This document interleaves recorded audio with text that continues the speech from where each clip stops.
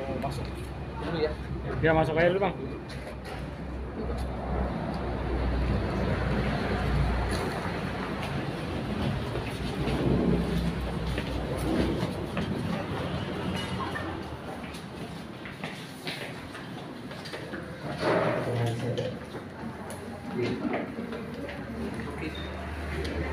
Jangan-jangan dong, di sini aja.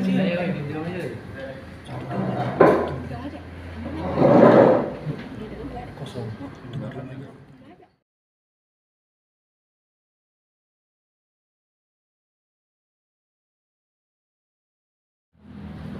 Kedatangan Pak Carlos dengan dampingi pengacaranya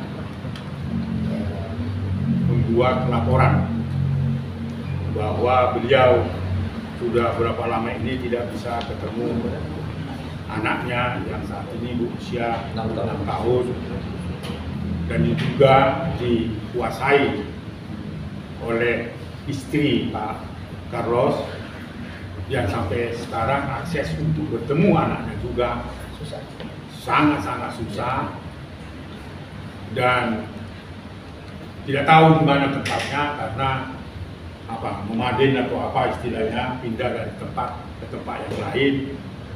Sekalipun Pak Carlos berupaya terus bertemu dan ingin bertemu dengan istrinya untuk memastikan bahwa anak Pak Carlos itu ada di tangan Ibu Arvita.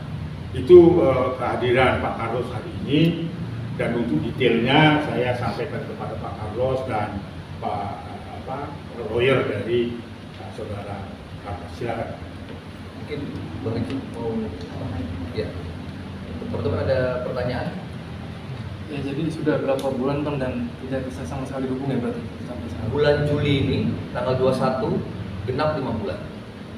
Nggak pernah sekalipun saya dikasih akses untuk bertemu dengan anak kandung saya sendiri. Mereka terlalu banyak persyaratan. Sedangkan tadi saya konsultasi ke Opung, pengadilan atau negara memutuskan apa-apa, nggak ada itu yang namanya orang tua dikasih syarat untuk ketemu sama anak kandungnya. Nah, alasan mereka ya, kenapa mereka nggak berani mempertemukan saya dengan Marco, takut diintimidasi. Sekarang ayah kandung mau mengintimidasi apa ke anak kandungnya. Nah, dugaan saya ya, makanya sesuatu yang diawali dengan kebohongan, sesuatu yang diawali dengan kebusukan, dugaan kebusukan, pasti berikutnya akan ditutupi dengan kebohongan dan kebusukan yang lain. Itu sih pada prinsipnya. Dan kenapa Marco tidak diizinkan ketemu dengan saya? Karena mereka tahu ketika Marco ketemu dengan saya, anak itu nggak pernah bohong sama bapak kandungnya. Marco selalu jujur sama saya. Marco patuh sama saya. Marco punya bonding yang dekat sama saya. Perempuan itu tahu. Gitu. Makanya untuk menutup itu semua, si pendampingnya itu ya, yang dugaan saya mau membuat hukum ala mereka. Masa ayah kandung mau ketemu anak kandung harus didampingi lawyer atau mungkin bodyguard? Itu hukum dari mana itu? Jangan buat hukum sendiri lah. Ini kan negara hukum. Dan kalau misalnya kalian memang lebih cerdas dari saya, ini pengadilan dan negara belum memutuskan apa-apa. Kok kalian mau buat hukum ala kalian sendiri? Kalau ketemu secara fisik belum bisa sampai saat ini, komunikasi atau virtual pernah? Sekali ulang tahunnya Marco, tanggal 23 April, itu saya udah minta yang keberapa kali. Sekali akhirnya dikasih itu, 23 April kemarin ulang tahunnya Marco, video call. Itu juga mengakhiri teleponnya juga secara paksa. Karena apa? Si perempuan nggak nyaman dengan saya, nggak nyaman saya ngobrol dengan Marco karena saya menanyakan sesuatu. Dia menceritakan apa bang waktu video call sama Marco itu? Padahal saya baru nanya awalan aja itu. Contoh, 1, Marco itu kenapa kok buntutnya dipotong pendek? Tuh, si perempuan nggak nyaman dengan pertanyaan itu. Saya nanya kan, siapa yang nyuruh Marco kok buntutnya dipotong pendek? dia nggak nyaman. Pertanyaan kedua, Marco sama saya, dia bisa menjawab 56 pertanyaan kelas TK besar ya. Dia bisa menjawab 56 pertanyaan ilmu pengetahuan umum yang saya buatin, saya catat. Setiap pagi selama perjalanan ke sekolah itu saya tanyakan dan Marco hafal semua. 56 pertanyaan ilmu pengetahuan umum, ada buktinya di rumah. Ketika saya video call, saya kasih pertanyaan yang paling gampang di antara yang susah. Marco nggak bisa jawab. Saya tanya, Marco nggak pernah belajar. Kok nggak pernah belajar ilmu pengetahuan lagi? Nah, si perempuan nggak nyaman dengan pertanyaan itu. Akhirnya telepon diputus secara paksa, dan itu ada buktinya. Teman-teman wartawan sempat merekam itu dan mengeluarkan kata-kata cukup nggak beretika sih menurut saya. Udah dikasih hati minta jantung, dia mengucapkan itu. Bang Yama, sesulit apa sih untuk bertemu dengan anak hingga akhirnya melaporkan hal ini ke Komnas Anak gitu? Bagaimana? Tingkat kesulitannya untuk bertemu anak itu Gak seperti dikasih apa? akses. Saya selaku ayah kandungnya nggak dikasih akses mau ketemu anak kandung sendiri.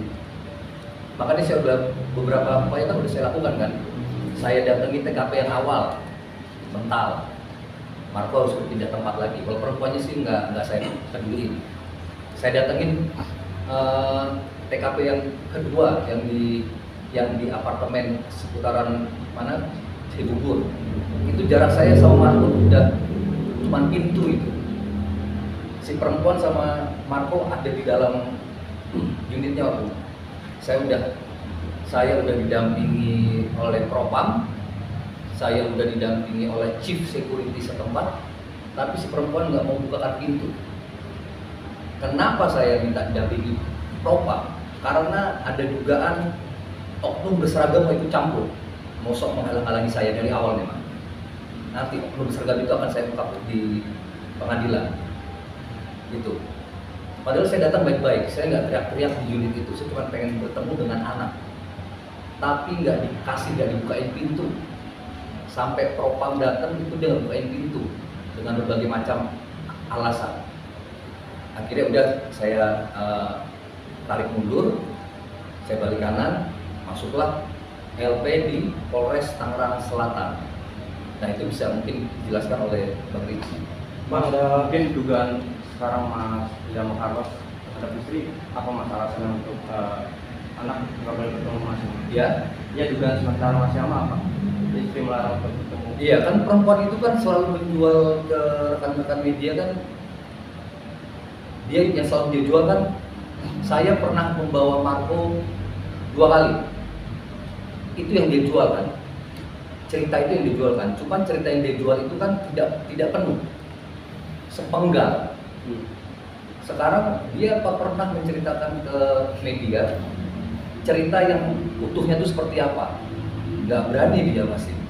Karena 2 kali saya bawa Marco itu muncul dua kali surat pernyataan atas tindakan yang dia lakukan, dan nanti saya akan ungkapkan di pengadilan.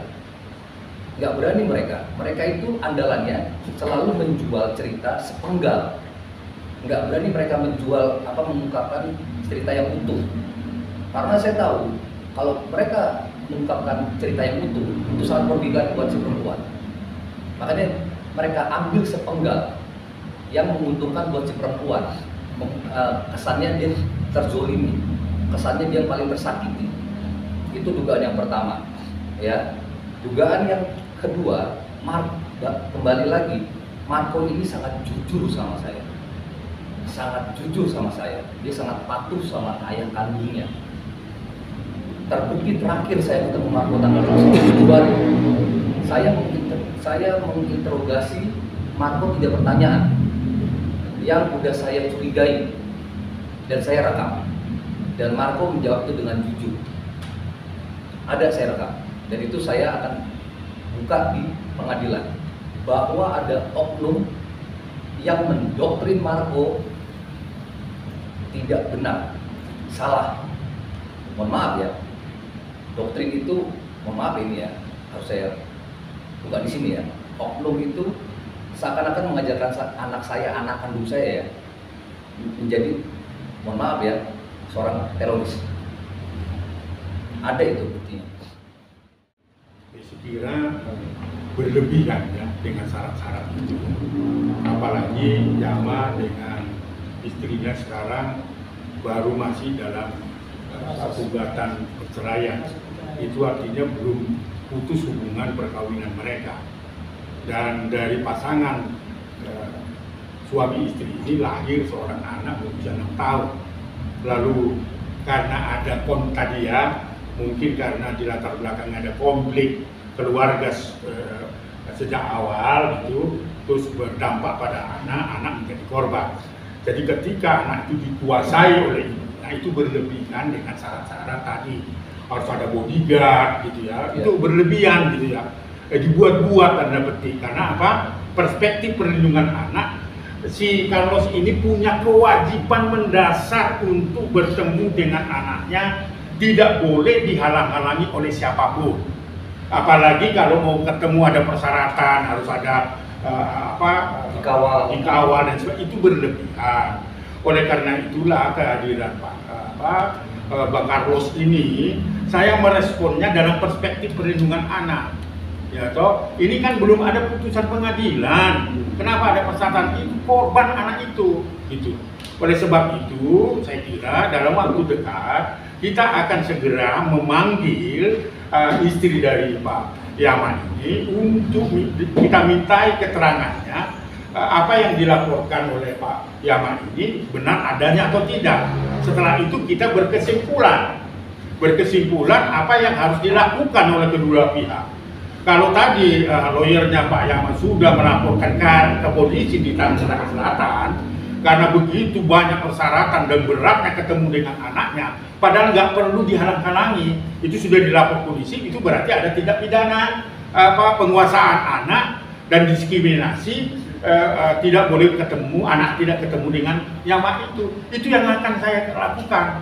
Kalaupun dengan proses yang akan berjalan, saya tentu dalam perspektif perlindungan anak, lembaga ini adalah untuk anak-anak Indonesia. Saya akan antar ini Yama untuk ketemu ibu itu.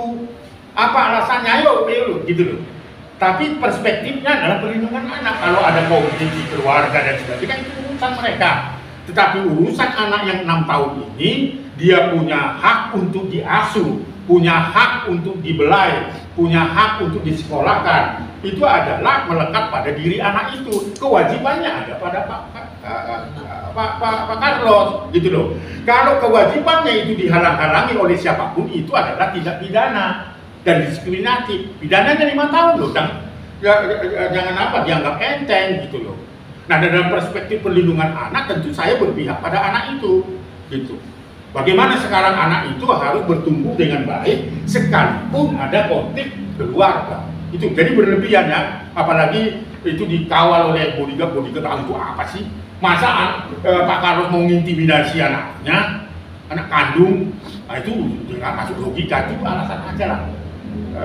Bahwa sebenarnya nggak mau menyelesaikan aja itu aja. Nah, oleh karena itu kawan-kawan media, dalam perspektif perlindungan anak, saya akan bertindak bagaimana menyelamatkan anak-anak demi kepentingan anak-anak itu. Saya kira itu koridor yang saya akan lakukan.